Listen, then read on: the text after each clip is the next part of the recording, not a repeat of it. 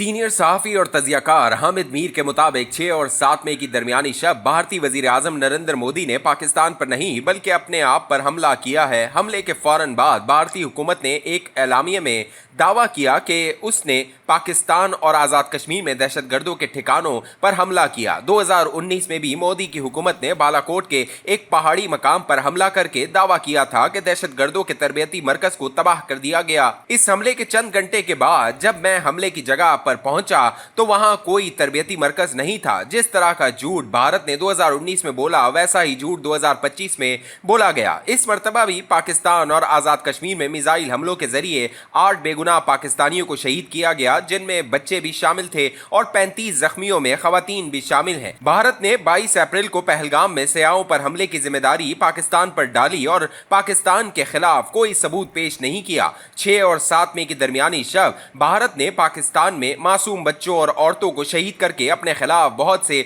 सबूत छोड़ दिए हैं। पाकिस्तान ने इस हमले का फौरी तौर पर जवाब दिया और भारत के 6 जंगी तैयारे मार गिराए। भारत के 4 जंगी तैयारे पाकिस्तान एयरफोर्स के शाहीनों ने डॉग फाइट में मार गिराए, जबकि 2 जंगी तैयारे पाकिस्तान के एयर डिफेंस सिस्टम से फायर किए जाने वाले HQ-9 मिसाइलों का निशाना बने। 7 मई की सुबह जब दिन की रोशनी नमूदार हुई तो भारतीय मीडिया ने अपनी एयरफोर्स के नुकसानात दिखाने शुरू कर दिए। अब नरेंद्र मोदी को लेने के देने पड़ गए हैं। पाकिस्तान ने न सिर्फ भारत के जंगी तैयारों को निशाना बनाया बल्कि लाइन ऑफ कंट्रोल के आसपास कई भारतीय चेक पोस्टों और मोर्चों को भी तबाह कर दिया। पाकिस्तान का जवाब नरेंद्र मोदी के लिए गैर मुतवक्को था। इसका ख्याल था कि वो कुछ सिविलियन इलाकों पर मिसाइल गिराकर अपनी फतह का जश्न मना लेगा, लेकिन 7 मई के दिन भारतीय मीडिया पर यह बहस हो रही थी कि एक ही रात में इनकी एयरफोर्स का इतना नुकसान कैसे हो गया। पाकिस्तान एयरफोर्स ने 2019 में भी भारतीय एयरफोर्स पर अपनी बर्तरी साबित की थी और अब 2025 में भी भारतीय एयरफोर्स पर अपनी बर्तरी साबित कर दी है। जाहिर है कि भारतीय एयरफोर्स का वकार एक दफा फिर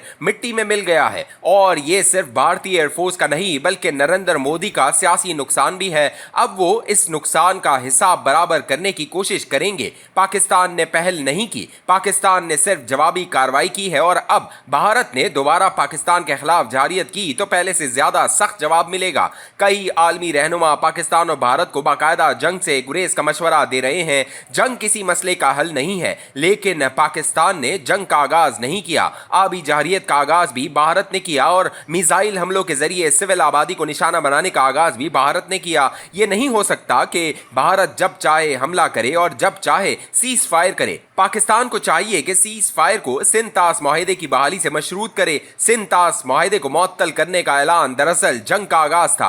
आलमी बिरादरी और अक़वाम मुत्तहिदा भी ये पहलू नजरअंदाज न करे कि सिंतास मुआहदा मुअत्तल करने के बाद भारत ने पाकिस्तान के दरियाओं का पानी बंद करने का ऐलान किया। अगर भारत सिंतास मुआहदा बहाल नहीं करता तो फिर पाकिस्तान शिमला मुआहदा मुअत्तल करने का ऐलान करे। शिमला मुआहदे ने 1948 की सीज फायर लाइन को लाइन ऑफ कंट्रोल में तब्दील किया था। आलमी कवानीन के मुताबिक जब 2 ममालिक एक 2 तरफा मुआहदे में लाइन ऑफ कंट्रोल पर इत्तफाक कर लेते हैं तो फिर इसका दिफा दोनों ममालिक की जिम्मेदारी है। लेकिन अगर ये लाइन ऑफ कंट्रोल खत्म हो जाए तो फिर कश्मीरियों को आर पार आने जाने से रोका नहीं जा सकता। कश्मीरियों ने इस लाइन ऑफ कंट्रोल को कभी तस्लीम नहीं किया। माजी में JKLF समेत कई तंजीमें इस लाइन ऑफ कंट्रोल को तोड़ने का ऐलान कर चुकी हैं और पाकिस्तान को ताकत के इस्तेमाल से लाइन ऑफ कंट्रोल का दिफा करना पड़ा। अगर शिमला मुआहदा मुअत्तल हो जाए तो लाइन ऑफ कंट्रोल भी मुअत्तल हो जाएगी। पाकिस्तान के पास शिमला मुआहदा को मुअत्तल करने का ठोस जवाब मौजूद है। भारत ने 1948 में सियाचिन की चोटियों पर कब्जा करके शिमला मुआहदे की